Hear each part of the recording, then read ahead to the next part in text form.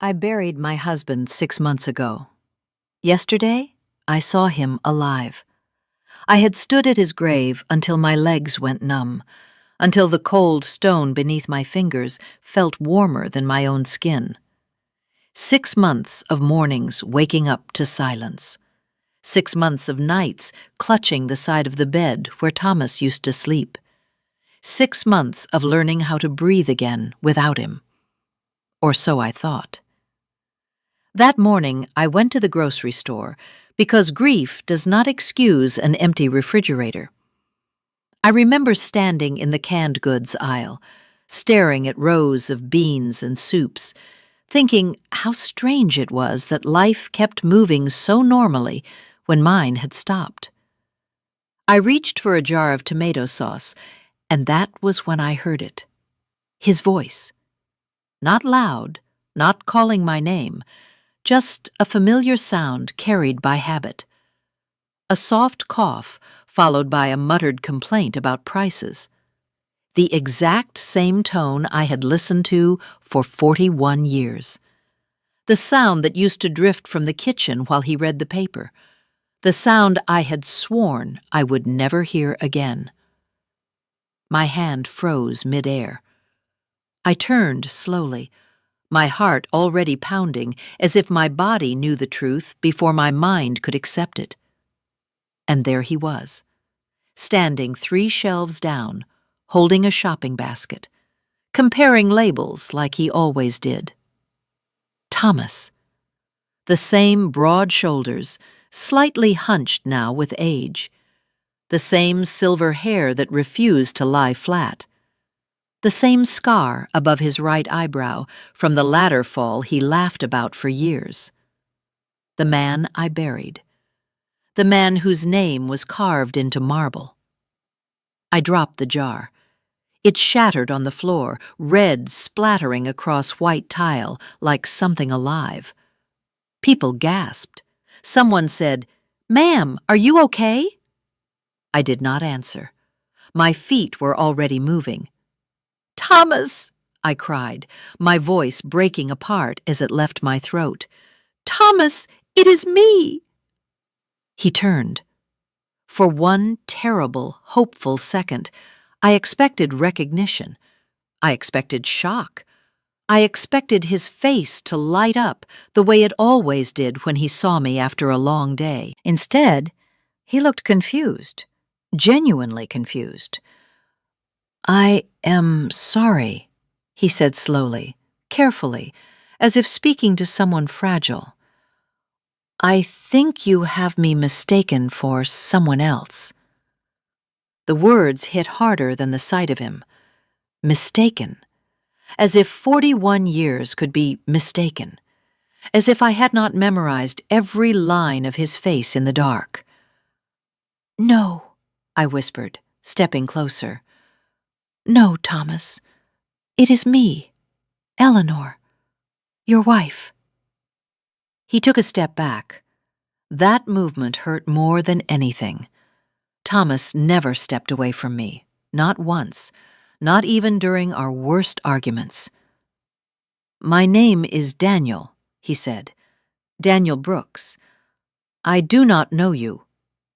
His voice was the same, deep, slightly rough, the voice that told me he loved me on quiet nights when words felt too small. I reached for my phone with shaking hands and pulled up a photo from last summer, his last birthday, us sitting on the porch, his arm around my shoulders. I held it up between us. "Look," I said. "Look at this. Do you remember this day? You burned the steaks and blamed the grill." He glanced at the screen. Just for a moment, something flickered in his eyes. A pause too long. A tightening of his jaw. Then he shook his head.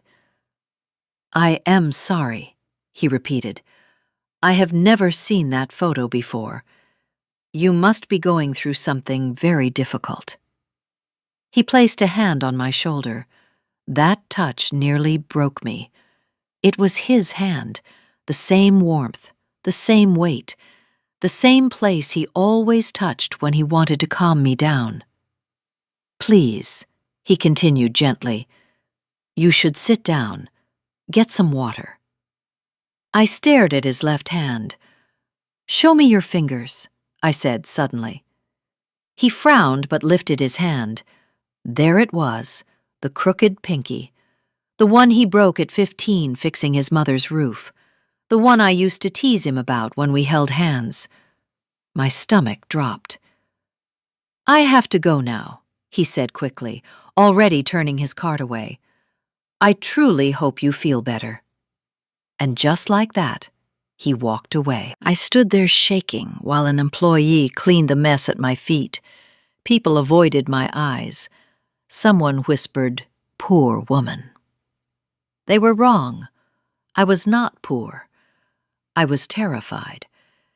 Because as I watched him disappear toward the checkout, one thought screamed louder than my grief ever had. If my husband was alive, then who was buried in his grave? And whatever the answer was, I knew my life was about to break open in ways I could not yet imagine. I should have left the store. I should have gone home, locked the door, and told myself grief had finally broken something inside me. That would have been easier, cleaner.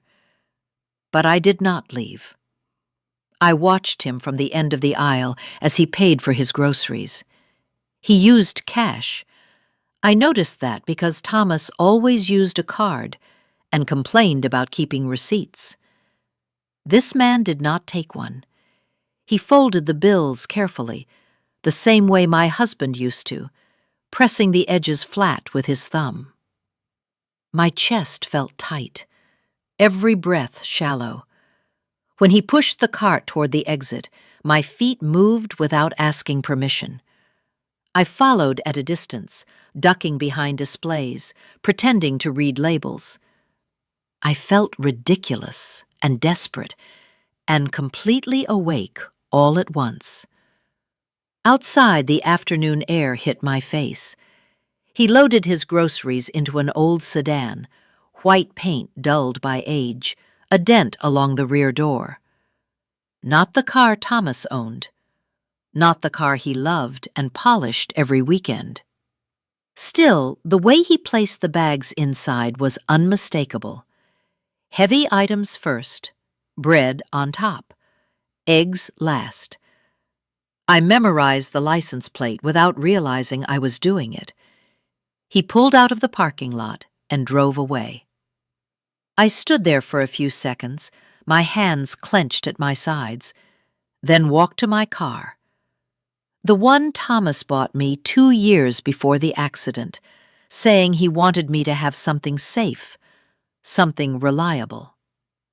I followed him. I stayed 3 or 4 car lengths back, close enough not to lose him, far enough not to be noticed.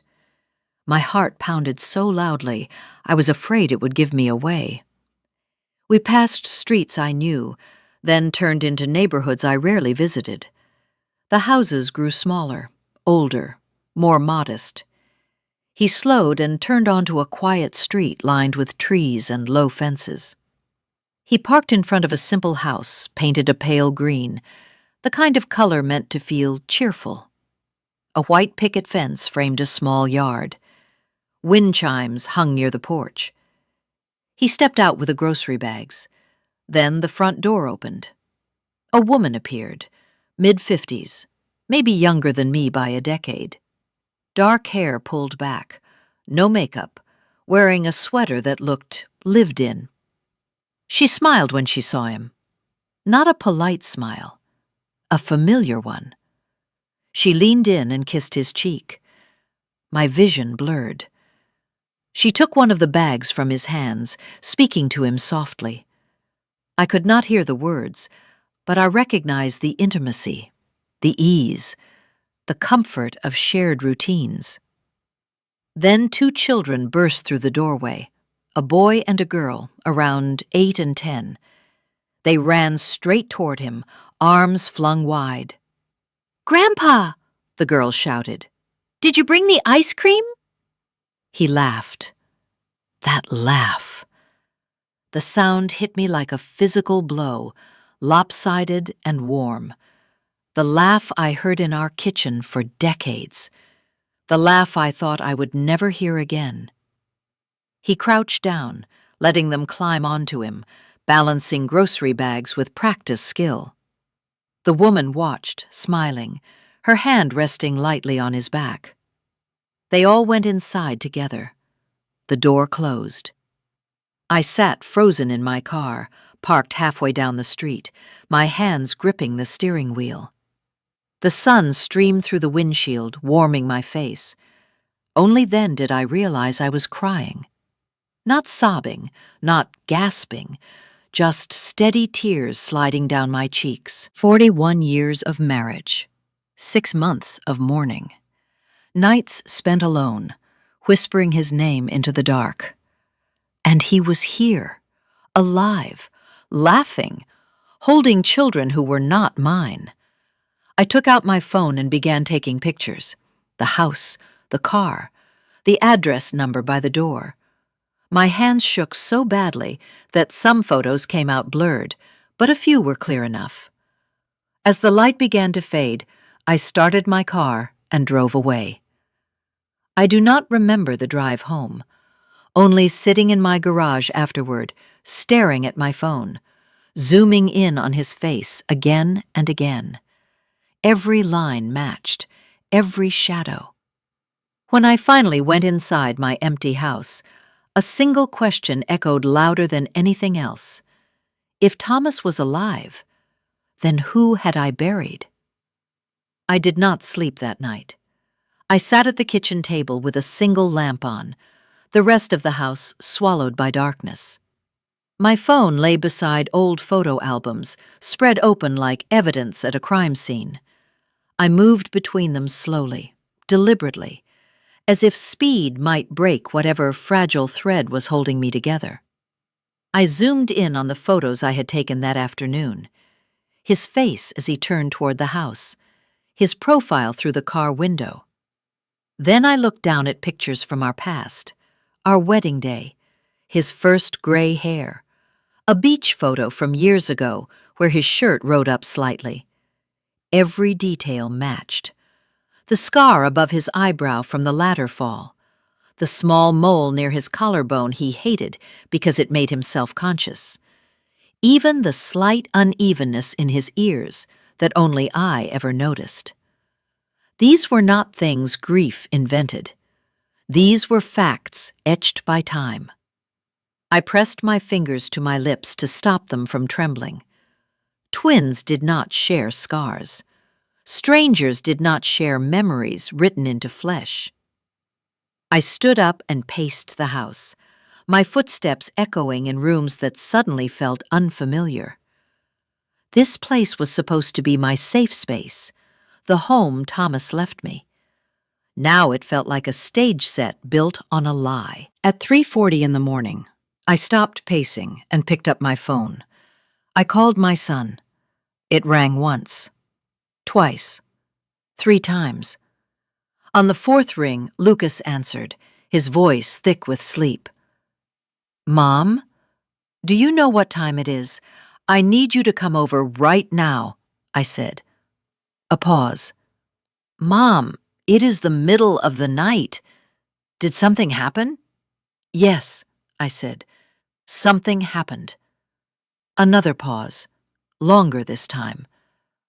"Mom, if this is about Dad again, we talked about this. You have been through a lot. Grief can do strange things." "I saw him yesterday," I said. "I saw your father alive." Silence. Then a breath, sharp, controlled. "Mom, what did you take? Did you miss your medication?" "I followed him home, Lucas. I saw where he lives. I saw his family." My voice did not shake. That seemed to scare him more. "Stay there," he said finally. "Do not go anywhere. I am coming." The call ended. I went to the bathroom and looked at myself in the mirror. I barely recognized the woman staring back. dark circles under my eyes, hair pulled back without care, a face that looked older than it had 6 months ago. When Lucas arrived 40 minutes later, he did not knock. He let himself in, just like he used to when he was a teenager. He found me back at the kitchen table, surrounded by photos. "Mom," he said softly, "what is going on?" I handed him my phone first. I did not speak. I watched his face as he scrolled. At first there was confusion, then disbelief, then something else. Fear. He swallowed hard and handed the phone back.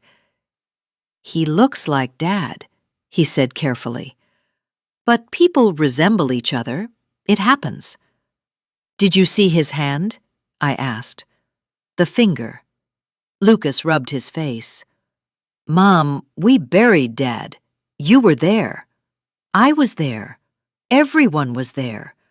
A closed casket," I said quietly. He looked away. "They said it was better that way," he replied. "The accident was bad. Did you see his body, Lucas?"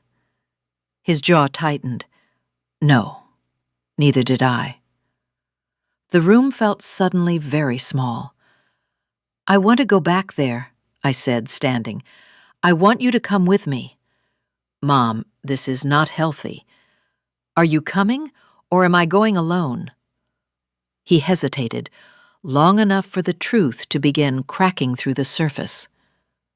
"Fine," he said finally. "We will go. So you can see that it is not him. So you can let this go." We left in silence. As we turned onto the quiet street with the pale green house, my heart began to race again. "That is the one," I said. Lucas parked a short distance away. We sat there, watching. After a few minutes, the front door opened. The man stepped out. Lucas leaned forward. The color drained from his face. He stared, unmoving, as the man walked to the car and drove past us. When I looked at my son, tears were streaming down his cheeks. "Mom," he whispered.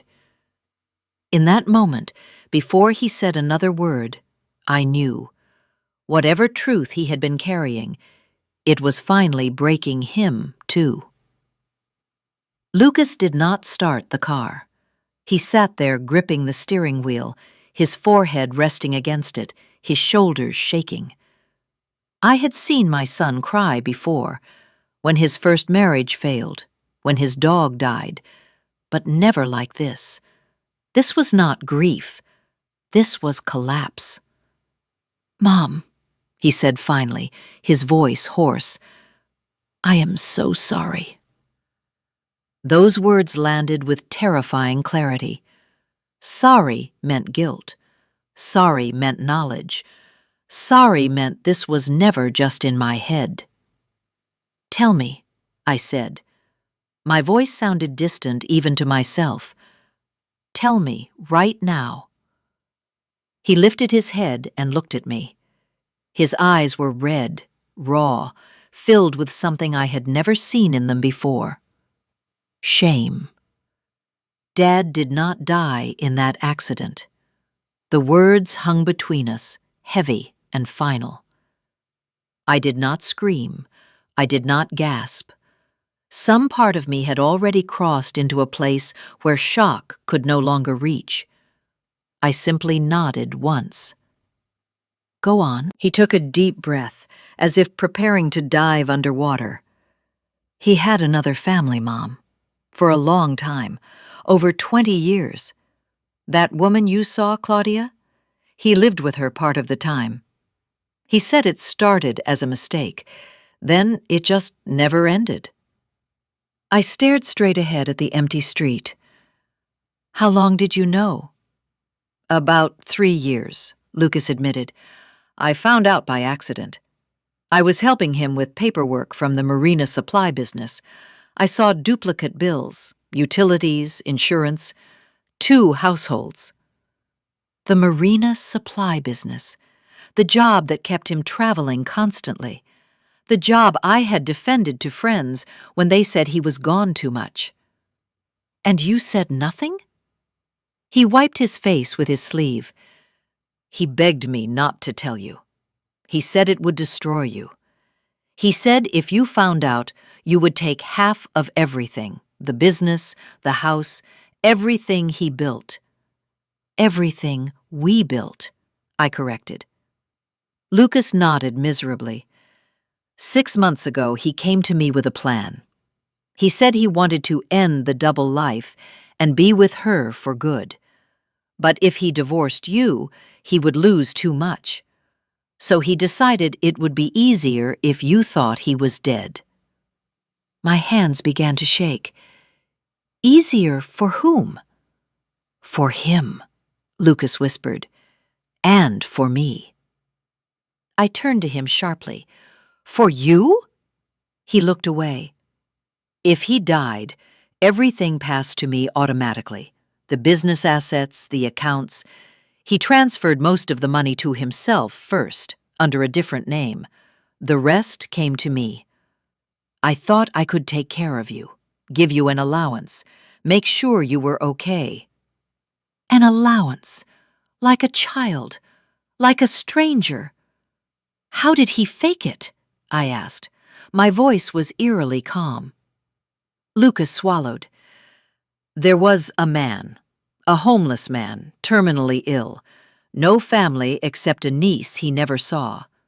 Dad paid him, paid the niece. They staged an accident. Dad used his documents. The man died in the hospital under your husband's name. The body was badly damaged. The casket stayed closed. The world tilted. I remembered the phone call from the police. Lucas insisting I not see the body. The funeral I sobbed through, while people held my hands and told me how strong I was. You let me bury a stranger, I said. Yes. You let me mourn him. Yes. You watched me fall apart for 6 months. Lucas broke down completely. I did not know how to stop it once it started. I thought if enough time passed, you would heal, that it would be kinder this way. Kinder, I laughed then, a short sound with no humor in it. You stole my right to the truth. You stole my grief and replaced it with a lie. I closed my eyes, breathing slowly, carefully. Take me home, I said. Mom, we need to talk about this. Take me home. He started the car. Neither of us spoke on the drive back. When we arrived, I got out without looking at him. Mom, please, he called after me. I did not answer. Inside my house, I sat on the edge of the bed and looked around at the life I thought I had lived. 41 years of loyalty, of compromise, of believing in the man beside me. It had all been a performance. And now that I knew the truth, one thing was clear. I was done being the woman who cried in silence. Whatever came next, it would not be forgiveness. It would be reckoning. For 3 days, I did nothing. I did not call Lucas back. I did not answer his messages. I watched him pull into my driveway twice from the upstairs window and leave again when I did not open the door. I let the phone ring until it stopped, then ring again. 41 years of loyalty had trained me to always respond, to always fix things. This time, I chose silence. Not the silence of fear, the silence of calculation. I slept little, but I was no longer pacing or crying. Something inside me had shifted. Grief had burned itself out, leaving behind a cold, steady clarity. I replayed everything Lucas had told me, not as a wife or a mother, but as a witness. Fake death, stolen identity, hidden assets, forged signatures, a purchased body. This was not betrayal. This was a crime. On the fourth morning, I woke up before dawn and knew exactly what I was going to do. I took a long shower, letting the hot water ground me. I dressed carefully, choosing clothes that made me feel like myself again, not the widow everyone pitied. When I looked in the mirror, I saw someone older, yes, but sharper, awake. I was done crying. Now I was thinking. I drove downtown to a building I had passed 100 times and never noticed. Third floor, frosted glass door, a simple sign with black letters. Private Investigations. The man behind the desk was in his 60s, thinning hair, sharp eyes. He looked up when I entered and studied me without speaking. "I need to find someone," I said, sitting down without waiting to be invited. He leaned back. "Is he missing or hiding?" "Hiding," I replied. "And legally dead." That got his attention. I told him everything, not the emotions, not the years of marriage, but the facts, the accident, the closed casket, the new name, the house, the children calling him Grandpa. I showed him the photos I had taken. He listened without interrupting. When I finished, he nodded slowly.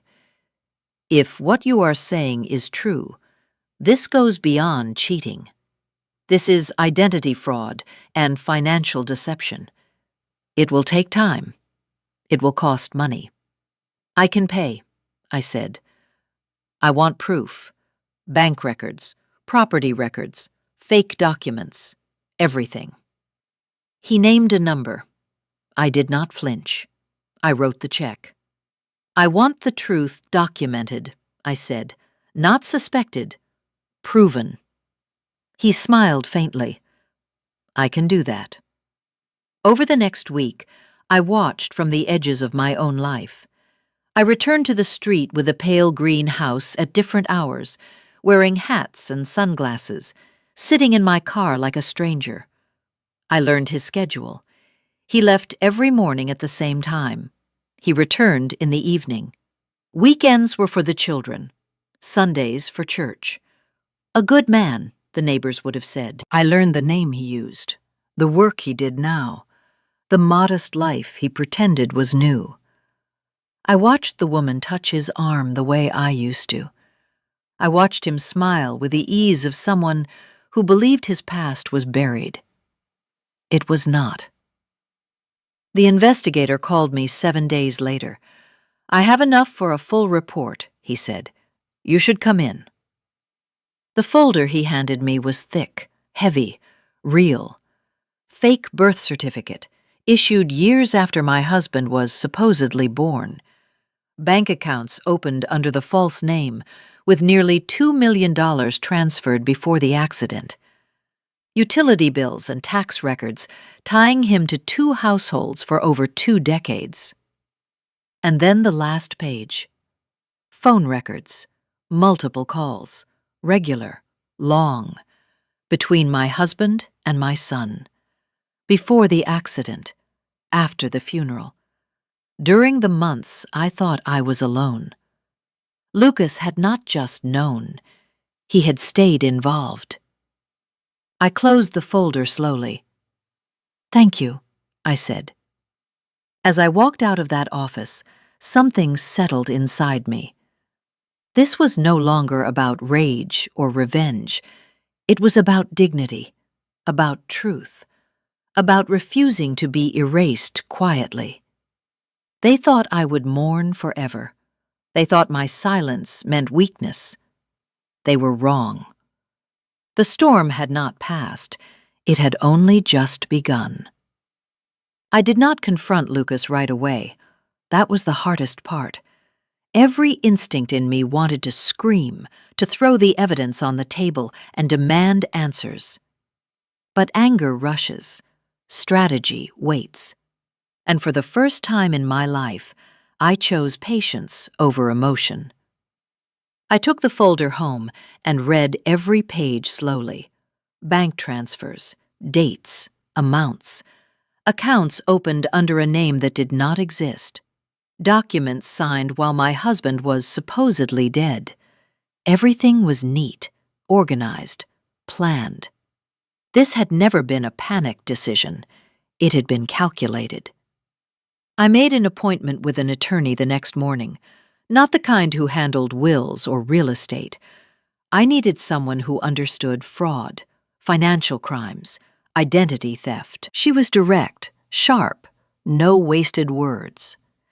"What you are describing is a criminal conspiracy," she said after reviewing the documents. "Your husband committed identity fraud and financial theft. Your son aided and benefited. You are entitled to restitution, and there is strong ground for criminal charges."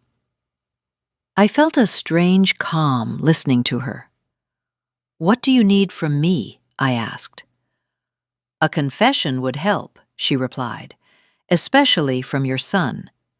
We also need proof of asset transfers and forged authorizations. If we have that, the case is airtight." I already knew where those documents would be. Lucas kept an office at the main supply warehouse. He had once given me a spare key years ago for emergencies. I had never used it, until now. But first, I needed him to talk. I called him that afternoon. "Mom," he answered immediately. "Are you okay? I have been so worried." "I am tired," I said, letting my voice soften. "I do not want to fight anymore. I just need to understand everything so I can move forward." There was relief in his breath. "Of course, Mom. Anything you want to know." "Let us have lunch tomorrow," I said. "Somewhere quiet." He agreed without hesitation. That night, I placed a small recorder in my purse. I practiced keeping my hands still. I rehearsed my questions until they sounded like curiosity instead of accusation. At lunch, I listened. I let him talk. I asked when the plan started, how the money was moved, who signed what, where the proceeds from the sales had gone. Each answer came easily to him now, unguarded, confident that I was still his mother, still safe. He did not notice the recorder. He did not notice that every word was sealing his fate. While we ate, my attorney and the investigator were already at work. With the evidence I had provided, they secured emergency access to financial records. The transactions told the rest of the story. Forged signatures, unauthorized sales, funds wired into accounts Lucas controlled. By the time lunch ended, the trap was closed. That afternoon, my attorney filed the complaint with the district attorney. Fraud, forgery, financial exploitation, identity theft. 2 hours later, she called me. "The case has been accepted. Warrants are being prepared." I sat alone in my living room when the call ended. The house was quiet. No music, no television, just the ticking clock on the wall. I thought of the woman I had been 6 months ago, crying into an empty pillow, begging a dead man to come back. That woman would not have survived this moment. But I was no longer her. I did not feel joy or triumph. I felt resolved. The truth was no longer mine alone. Soon, it would belong to the law. The first call came at dawn. It was not Lucas. It was my attorney. "They have issued the warrants," she said. "Your son was taken into custody early this morning. No resistance." I closed my eyes and let the words settle. Somewhere across the city, Lucas was being handcuffed, read his rights, led into a car in front of neighbors who once admired him. The weight of that did not feel like victory. It felt like inevitability. An hour later, my phone began to ring. Lucas, over and over. I did not answer. Then a message from his wife, short, shaking. "What did you do?" I set the phone face down and made coffee. By noon, the news had spread through the family. Cousins, old friends, people who had stood beside me at the funeral, who had hugged me and said I was strong. Now they were calling to ask questions they did not want answered. I ignored them all. At 2 in the afternoon, my attorney called again. "There is something else," she said. "The identity he is using, Daniel Brooks. It is being formally invalidated. The accounts under that name have been frozen. He has nowhere to hide." That was the moment I knew I needed to see him. Not to argue, not to explain, but to end it. I drove back to the quiet street with the pale green house. I parked directly in front this time. I did not hide. I did not watch from a distance. I walked to the door and rang the bell. It was the woman who opened it, Claudia. She looked at me with cautious politeness, the kind reserved for strangers. "Can I help you?" "I am here to see Daniel," I said. "It is urgent." She hesitated, then nodded. "He is in the backyard." She stepped aside. He was standing near the fence, tools in his hands, sleeves rolled up. For a second, he did not see me. Then he turned. The recognition was immediate. "Eleanor," he whispered. I held out the envelope. "These are legal documents," I said calmly. "You need to read them." His hands trembled as he took the papers. His eyes moved quickly across the page. I watched the color drain from his face. "What is this?" he asked. "What did you do?" "I did nothing," I replied. "I told the truth." He looked past me toward the house. "Does she know?" I raised my voice just enough. "She knows now." Claudia appeared behind him, confusion on her face. "Know what?" He did not answer. "I am his wife," I said. "His legal wife. We were married for over 40 years. The man you know as Daniel does not exist." The silence that followed was unbearable. Claudia stared at him. "Is this true?" He closed his eyes. She stepped back, as if the ground had shifted beneath her feet. "You said you were widowed," she whispered. "You said you had no one." "I had someone," I said. "Me." He fell to his knees on the concrete. "Eleanor, please, I can explain." "No," I said. "You have explained enough. You chose deception. You chose theft. You chose to erase me." Sirens wailed faintly in the distance. "They are coming," he said hoarsely.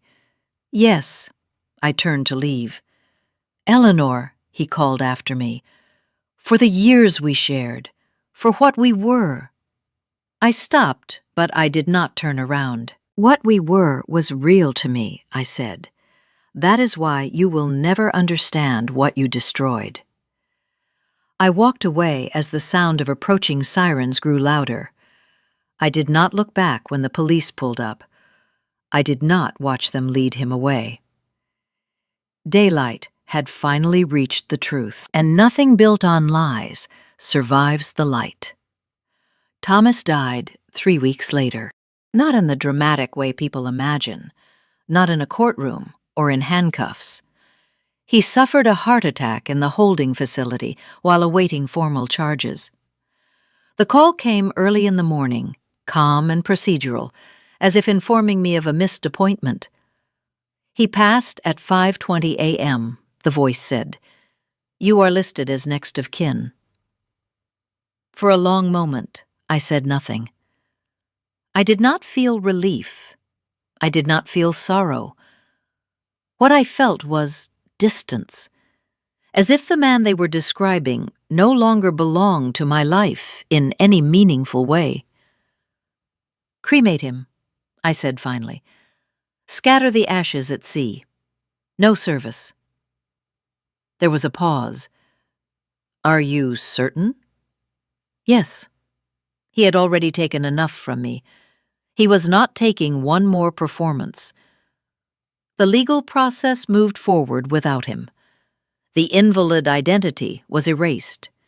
The accounts were returned to their rightful status.